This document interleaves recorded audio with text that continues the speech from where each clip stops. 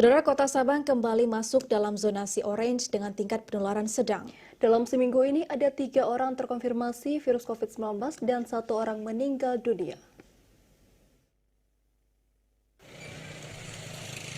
Kota Sabang kembali masuk dalam peta zonasi penularan COVID-19. Hal ini dipicu dengan bertambahnya 3 orang yang terkonfirmasi COVID-19.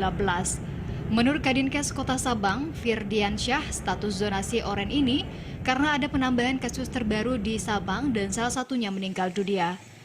Ia merincikan dari ketiganya 1 meninggal, 1 orang sembuh, dan 1 orang lagi masih melakukan isolasi mandiri. Upaya yang kita lakukan terkait dengan adanya penambahan kasus tadi yang kami sampaikan tadi itu, kami telah melakukan 3T ya. Dari kontak erat yang kita lakukan tracing itu, kita sudah melakukan mereka sudah melakukan isolasi mandiri di rumah masing-masing dengan pemantauan pihak Puskesmas. Untuk ketiganya, sebut Firdiansyah sudah dilakukan 3T, yakni testing, tracing, dan treatment. Ketiganya sebut Firdiansyah merupakan warga Sabang dan mengaku tidak ada perjalanan keluar kota. Artinya ada transmisi lokal yang masih dicari sumbernya.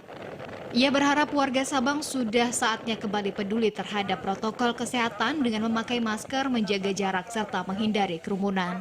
Hal ini diharapkan perlu adanya kesadaran terus-menerus sehingga kasus COVID-19 dapat ditekan di samping vaksinasi yang terus digencarkan. Dari Sabang, Mahfud, TVRI Aceh melaporkan.